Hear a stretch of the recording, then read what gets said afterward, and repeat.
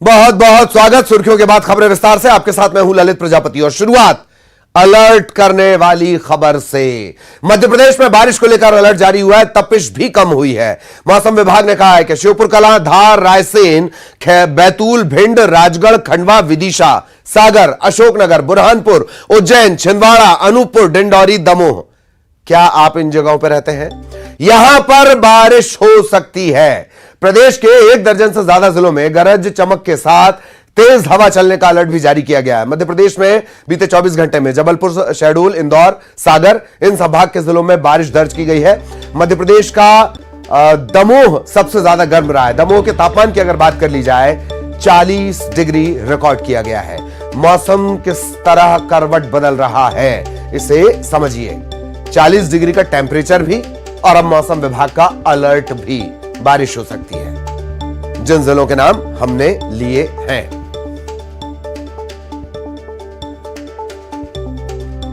तो आपके लिए फिर से दोहरा दें। श्योपुर, धार, रायसेन, बैतूल, भिंड, राजगढ़, खंडवा, विदिशा, सागर, अशोकनगर, बुरहानपुर, उज्जैन, छिंदवाड़ा, अनूपपुर, डिंडौरी और दमोह, इन जगहों पर बारिश हो सकती है। गरज चमक के साथ हवाएं चल सकती हैं, तेज रफ्तार वाली।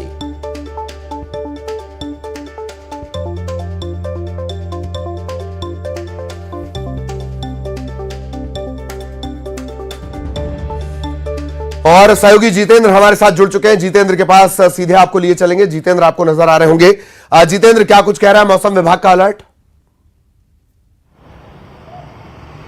बिल्कुल ललित, अगर बात करें तो जो है जून का महीना चल रहा है और यहाँ पर नौतपे के बाद तेज गर्मी पड़ना चाहिए, मगर मौसम विभाग ने बारिश का अलर्ट जारी कर दिया है। और इसको अगर बात करें तो कल तेज हवाएं चली, तूफानी हवाओं से कई सारे पेड़ फिर से गिर गए हैं और इस तरह का अलर्ट पूरे मध्य प्रदेश में जारी किया गया है। अगर बात करें तो गर्मी ने भी कहीं ना कहीं रिकॉर्ड तोड़ अपना जो है तापमान दर्ज किया है। उसमें दमोह मध्य प्रदेश में सबसे ज्यादा गर्म रहा, वहां पर 42 डिग्री जो है टेम्परेचर दर्ज किया गया। वहीं अगर बात करें तो इसके अलावा इंदौर, शहडोल और उसके अलावा धार, तकरीबन 15 ऐसे जिले हैं जहां पर तेज हवा चली और बारिश भी हुई है। और इसी को लेकर मौसम विभाग ने अलर्ट जारी किया है और बताया जा रहा है कि आने वाले 24 घंटे में फिर से तेज हवाओं के साथ बारिश हो सकती है, जिससे मौसम खुशनुमा हो जाएगा और लोगों को गर्मी से निजात मिलेगी।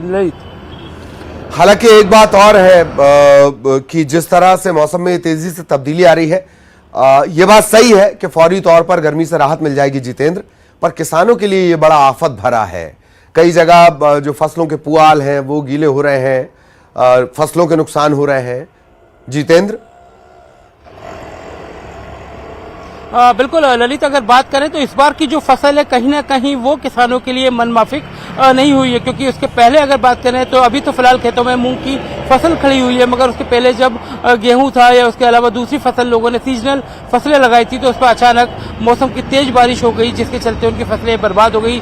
और उसके बाद अब मूंग जो उनकी लगी है तो अब किसानों को डर भी लग रहा है कि उनकी फसल को ना तो पर्याप्त धूप मिल सकी है, क्योंकि हर कभी मौसम ने करवट ली है और अभी भी फिर से आज से राजधानी भोपाल का भी मौसम खुशनुमा हो चुका है। तो सुबह से ही तेज हवाएं चल रही हैं, तो अब आने वाले जो दिन बताए जा रहे हैं वो उसमें कहीं ना कहीं लोगों को तापमान जो गर्मी है उससे निजात मिलेगी। ललित, चलिए बहुत बहुत धन्यवाद जितेंद्र का इस तमाम जानकारी के लिए। और अब दिल्ली से बड़ी खबर, सरेआम युवक की हत्या का वीडियो वायरल हो रहा है। दिल्ली के सुंदर नगर का ये वीडियो बताया जा रहा है, मामला बताया जा रहा है। हालांकि इस हत्याकांड में पुलिस द्वारा किसी तरह का कोई बयान नहीं दिया गया है, लेकिन वीडियो में नजर आता है कि आरोपी युवक सड़क के बीचों बीच दूसरे युवक की हत्या करने के बाद उसकी बॉडी पर चाकू से वार करता है।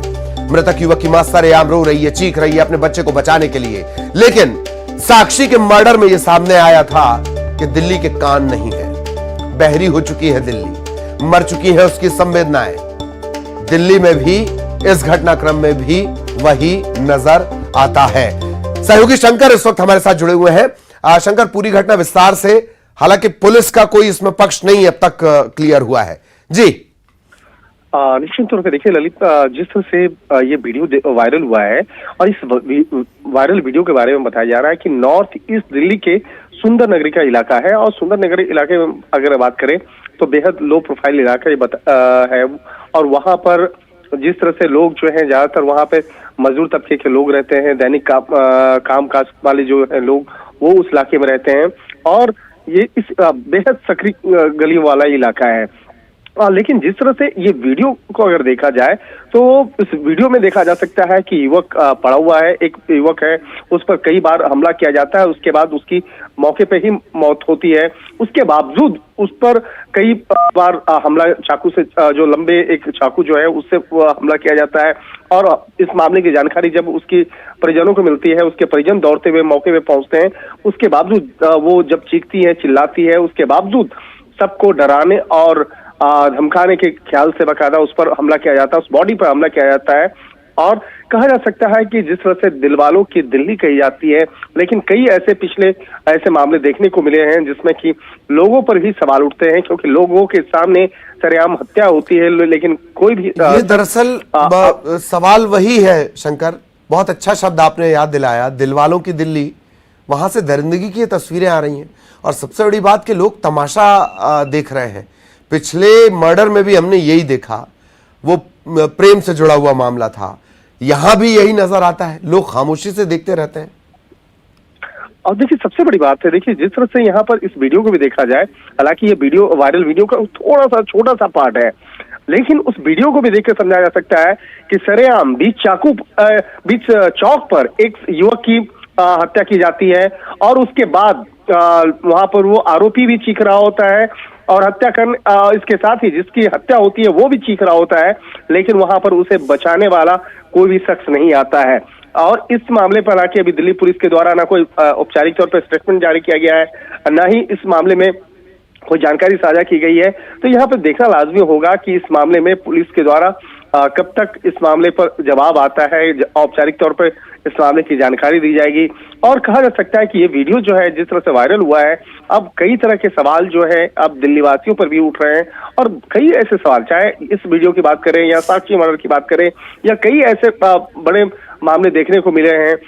जिस तरह से बकायदा वेस्ट दिल्ली का ही एक ऐसा वीडियो वायरल पहले भी हुआ था जिसमें कि पुलिसकर्मी पर जानलेवा हमला किया गया था और पुलिसकर्मी पर ही जब हमला किया गया था, पुलिसकर्मी आरोपी को पकड़ रहा है। तो कई तरह के ऐसे वीडियोस जो अक्सर देखने को मिलते हैं और निश्चित तौर पे एक तरह से लोगों की संवेदना पर भी सवाल उठता है कि लोग क्यों नहीं आगे आते हैं, क्यों नहीं आरोपी को मिलकर सब पकड़ते हैं या उसे रोकने या टोकने का प्रयास करते हैं। अगर रोका जाए, टोका जाए तो निश्चित तौर पे किसी भी शख्स की जान जो है वो बचाई जा सकती है। तो एक तरह से कहा जा सकता है कि इस वीडियो के बारे में हम लोग भी इंतजार कर रहे हैं कि दिल्ली पुलिस इस मामले में कब तक औपचारिक तौर पर स्टेटमेंट देगी और बताएगी कि लोकेशन क्या है, किस जगह का मामला है और किस तरह से आरोपी की अभी तक इस मामले में गिरफ्तारी हुई है या उसकी पहचान हुई है कि नहीं हुई है। तमाम मामलों पर पड़ताल जारी है, लेकिन फिलहाल इंतजार कर रहे हैं इस मामले पर औपचारिक तौर पर बयान जी जी जी जी। चलिए, बहुत बहुत धन्यवाद शंकर आपका इस तमाम जानकारी के लिए। सहयोगी शंकर विस्तार से जानकारी दे रहे थे। मुंबई से बड़ी खबर मिल रही है, 5 मंजिला इमारत में भीषण आग लग गई है। मुंबई के झावेरी बाजार इलाके की बिल्डिंग में यह आग लगी है, भीषण आग, और 12 से ज्यादा दमकल मौके पर पहुंची हैं। आग बुझाने की कोशिश लगातार जारी है, लेकिन अब तक कामयाबी नहीं मिल पाई है। बिल्डिंग में फंसे सभी लोगों को सुरक्षित निकाल लिया गया है। अब तक जो जानकारी मिली है उसके मुताबिक आग बुझाने की कोशिश जारी है, लेकिन अब तक कामयाबी नहीं मिली है। 12 दमकल मौके पर भेजी गई है। ये तस्वीरें इस वक्त आप देख रहे हैं। 5 मंजिला ये इमारत है। देखते ही देखते आग ने पूरी इमारत को अपनी चपेट में ले लिया है। न्यूज 18 मध्य प्रदेश छत्तीसगढ़ सबसे पहले आपको ये तस्वीरें दिखा रहा है, मुंबई की तस्वीरें। 5 मंजिला इमारत में भीषण आग लगी। झावेरी बाजार इलाके में ये बिल्डिंग में आग लगी है। 12 से ज्यादा दमकलें मौके पर पहुंच चुकी हैं। अब तक आग पर काबू नहीं पाया जा सका है। बिल्डिंग में जो लोग फंसे हुए थे उन्हें सुरक्षित निकाल लिया गया, ये सबसे अच्छी बात।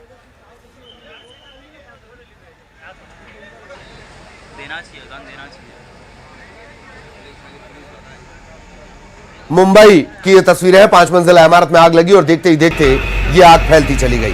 हालांकि वजह साफ नहीं हो सकी है कि आग आखिर लगी कैसे। 5 मंजिला ये इमारत है, झावेरी बाजार। भीषण आग लगी और देखते ही देखते फैलती चली गई। इसी से अंदाजा लगा लीजिए कि 12 दमकलें लगातार कोशिश कर रही हैं आग पर काबू पाने की, पर अब तक कामयाबी मिल नहीं पाई है। मुंबई के झावेरी बाजार इलाके की यह इमारत, एहतियातन सभी को बाहर तत्काल सुरक्षित निकाल लिया गया है। सबसे अच्छी बात यह, आग आसपास न फैले इसका ख्याल रखा जा रहा है। मुंबई की ये तस्वीरें, 5 मंजिला इमारत में भीषण आग।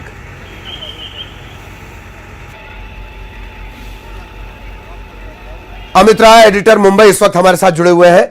अमित जी, क्या कुछ जानकारी विस्तार से, वजह साफ हो पाई? और ऐसा नजर आता है तस्वीरों में कि आसपास भी आग ना फैले, इसका भी ध्यान रखना जरूरी है। जी देखिए, मुंबई के झवेरी बाजार स्थित चाइना बाजार में एक इमारत में भीषण आग देर रात लग गई। ये बिल्डिंग 5 मंजिला है। अंदर फंसे लोगों को सुरक्षित निकाल लिया गया है। फायर ब्रिगेड की 12 से ज्यादा गाड़ियों की मदद से आग बुझाने की कोशिश की जा रही है। घटना जो है देर रात 1:30 बजे की और जानकारी के मुताबिक देखते देखते आग ने विकराल रूप धारण कर लिया। चंद सेकंड में ही इमारत धू-धू कर जलने लगी। हालांकि राहत की बात रही कि अब तक किसी घायल या हताहत होने की खबर नहीं है। आग कैसे लगी इसकी जांच स्थानीय पुलिस और फायर ब्रिगेड की टीम कर रही है। फायर ब्रिगेड ने बताया कि आग जो है लेवल 3 की है। ये आग बड़ी आग थी, आप देख सकते हैं विजुअल में भी। पुलिस अधिकारी ने ये भी बताया करीब 2-3 घंटे में आग पे काबू पा लिया गया। शुरुआती जांच के मुताबिक आग ग्राउंड फ्लोर पर लगी और चारों ओर फैल गई और बिजली की दुकानों में शॉर्ट सर्किट की वजह से आग लग सकती है। और इस आग में एक गोदाम भी जलकर खाक हो गया। जैसे ही आग लगी और बिल्डिंग में रहने वाले लोगों को निकाल लिया गया, लगभग 50 से 60 लोगों को जो है निकाला गया और एहतियातन जो है बिजली की आपूर्ति भी काट दी गई। तो लगभग जो है एक बड़ी हानि होने से बच गई, क्योंकि 50 से 60 लोगों को सुरक्षित निकाला गया है। आग बुझाने की कोशिश जो है अभी भी जारी है। आग के चलते जो है बिल्डिंग की जो सीढ़ियां हैं और एक तरफ का जो हिस्सा है वो जो है गिर गया है। फिलहाल आग पे नियंत्रण पाया गया है। चलिए, बहुत बहुत धन्यवाद आपका अमित, इस तमाम जानकारी के लिए। इधर बिलासपुर के सीपत में हिट एंड रन का मामला सामने आया है। कार ने 2 बहनों को टक्कर मार दी। एक की मौके पर मौत हो गई और दूसरी गंभीर रूप से घायल हो गई।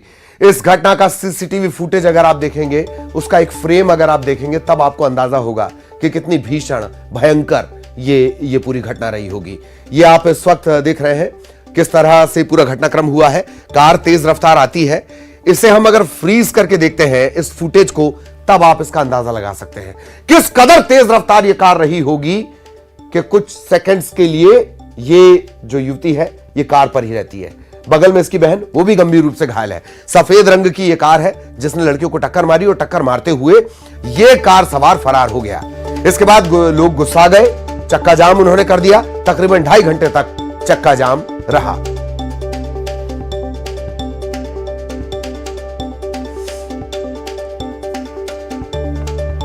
सीपत का, बिलासपुर के सीपत का ये पूरा मामला, कार ने 2 बहनों को टक्कर मारी और उसके बाद ये कार सवार फरार हो गया। अब तक जानकारी नहीं लग पाई है, तलाश की जा रही है। लोगों ने चक्का जाम कर दिया। इस घटना का सीसीटीवी फुटेज जो इसके कितनी भयंकर ये घटना थी, रफ्तार का कहर। ममता हमारी सहयोगी, वो हमारे साथ जुड़ रही है। ममता के पास आपको लिए चलेंगे। ममता, आपको नजर आ रही होंगी। ममता, ये घटना हम लगातार दिखा रहे हैं, तस्वीर हम लगातार दिखा रहे हैं। रफ्तार का कहर, टक्कर मारने के बाद ये रुके भी नहीं, फरार हो गए। ममता,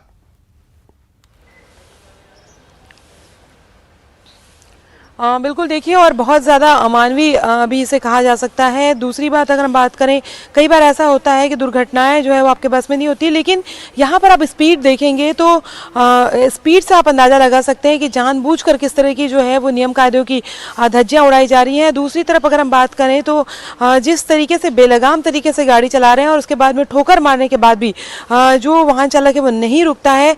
और CCTV से आप जो फुटेज है उसे आप देख सकते हैं कि किस तरह से जो है एक तरह से कहें कि क्रूरता भी इसको कह सकते हैं कि जानबूझकर क्रूरता की गई। और एक की मौत तो हो ही गई है, दूसरी बुरी तरह से घायल है। हालांकि अभी भी जो है इनके बारे में कोई जानकारी मिली नहीं है, लेकिन और उन्हें पकड़ा नहीं जा सका है। पर कहीं ना कहीं ये जो घटना है ये बताती है कि किस हद तक के जो है वो लापरवाही जो है वो दिखाई देती है। हालांकि अभी शुरुआती जाँच जो है वो पुलिस कर रही है। जी चलिए, धन्यवाद ममता इस तमाम जानकारी के लिए। सहयोगी ममता विस्तार से जानकारी दे रही थी। अगली खबर दमोह से। दमोह के गंगा जमुना स्कूल में धर्मांतरण के खेल में रोजाना नए खुलासे सामने आ रहे हैं। एक से बढ़कर एक साजिश की परतें रोजाना खुल रही हैं।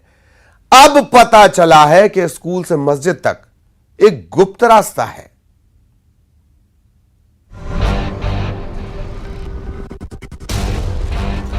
हमको स्टेट कमीशन के मेंबर्स ने बताया कि स्कूल के अंदर से मस्जिद में जाने का एक गोपनीय रास्ता भी था। तो ये सब बातें तो बच्चों से लगातार बात होके, काउंसलिंग होके, संवाद स्थापित होके जितनी बातें निकल के आएंगी उन सब पे कार्रवाई होना चाहिए। दमोह के गंगा जमुना स्कूल कांड में अब तक का सबसे बड़ा खुलासा। क्या इस स्कूल में एक गुप्त रास्ता है जो स्कूल को मस्जिद से जोड़ता है? क्या हिंदू बच्चों को मस्जिद में ले जाकर कलमा पढ़ाया जाता है? राष्ट्रीय बाल अधिकार संरक्षण आयोग के अध्यक्ष प्रियंक कानूनगो के इस सनसनीखेज खुलासे ने हड़कंप मचा दिया है। राष्ट्रीय बाल अधिकार संरक्षण आयोग ने गंगा जमुना स्कूल पर कार्रवाई के लिए जो लेटर भेजा गया है उसमें साफ लिखा है कि स्कूल से मस्जिद तक गुप्त रास्ता है। ऐसी आशंका है कि इस रास्ते से बच्चों को मस्जिद ले जाकर उनसे इस्लामिक प्रार्थनाएं करवाई जाती थी। हमको स्टेट कमीशन के मेंबर्स ने बताया कि स्कूल के अंदर से मस्जिद में जाने का एक गोपनीय रास्ता भी था। तो ये सब बातें तो बच्चों से लगातार बात होके, काउंसलिंग होके, संवाद स्थापित होके जितनी बातें निकल के आएंगी उन सब पे कार्रवाई होना चाहिए। दूसरा बड़ा खुलासा स्कूल के लोगो से जुड़ा हुआ। इस लोगो में भारत के नक्शे को सिर्फ आधा दिखाया गया है। प्रियंक कानूनगो के मुताबिक ये नक्शा चिकन नेक काटने की साजिश से जुड़ा हो सकता है। दरअसल सिलीगुड़ी कॉरिडोर को चिकन नेक के नाम से जाना जाता है और यही सकरा कॉरिडोर उत्तर पूर्वी राज्यों को भारत के बाकी हिस्सों से जोड़ता है। देश के नक्शे के साथ छेड़छाड़ की गई है। देश के नक्शे के एक बड़े भूभाग को देश से अलग बताया गया है, जो बहुत दिनों तक एक बहस देश में चली है कि सेपरेटिस्ट लोग देश के पूर्वी भाग को चिकन नेक के बाद से काट देना चाहते हैं। सेम वही नक्शा इस स्कूल का लोगो था। राष्ट्रीय बाल अधिकार संरक्षण आयोग गंगा जमुना स्कूल की साजिशों में विदेशी हाथ होने की आशंका भी जता रहा है। और डेफिनेटली इस तरीके की साजिशों के पीछे विदेशी हाथ होने की आशंका से मना नहीं किया जा सकता। ये पुलिस के इन्वेस्टिगेशन का विषय है, इसलिए पुलिस को इस दिशा में जांच करनी चाहिए। अपनी तमाम आशंकाओं से राष्ट्रीय बाल अधिकार संरक्षण आयोग सरकार को अवगत करा चुका है। फिलहाल कई धाराओं में केस दर्ज है, जांच की जा रही है। धारा 295A, 506B, 7582 जो लगता है जे एक्ट, ऐसी अनेक धाराओं में कार्रवाई की गई है। आगे भी इसमें बयान होंगे। अभी प्रारंभिक स्टेज है, जैसे जैसे बयान होते जाएंगे, नाम सामने आते जाएंगे, नाम बढ़ते भी जाएंगे। इस स्कूल में 400 गैर इस्लामिक बच्चे पढ़ाई करते हैं। राष्ट्रीय बाल अधिकार संरक्षण आयोग का सुझाव है कि कोई हेल्पलाइन डेस्क बनाया जाए ताकि जो बच्चे कुछ खुलासे करना चाहते हो वो बिना किसी भय के जानकारी दे सकें। बहरहाल गंगा जमुना स्कूल ने जिस तरह गंगा जमुनी तहजीब को तार-तार कर दिया, उसे लेकर रोज नए खुलासे हो रहे हैं। दिल्ली से अशरफ कासमी के साथ ब्यूरो रिपोर्ट, दमोह। भारत को 71वीं मिस वर्ल्ड 2023 पेजेंट के लिए मेजबान देश के रूप में चुना गया है। इस बार मिस वर्ल्ड प्रतियोगिता का आयोजन भारत में होगा।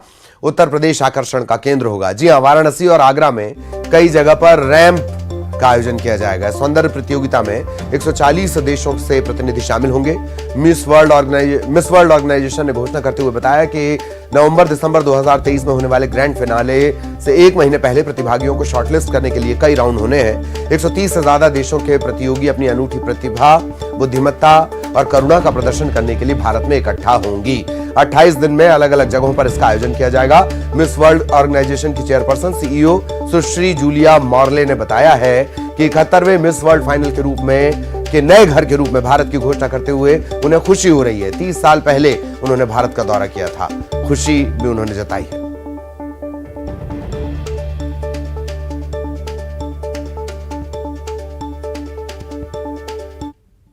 Amazing. It's my second time here, as you mentioned, but I already feel like I'm home, you know, and having in mind that I will come back here so many more times keeps me excited. I'm super excited. I've been waiting for a very long time, and the fact that I will be the host delegate welcoming all the countries across the world to India to show what India stands for, what India has for them. and the food that we offer to everyone. I'm super excited, really looking forward to it. Indian families, Indian people, with all those nations together for 1 month. I think that it's going to be like home for 1 month for all those young ladies, and the Indian spirit, the kindness, they will love it. And और इसी के साथ इस bulletin में इतना ही। खबरें जारी।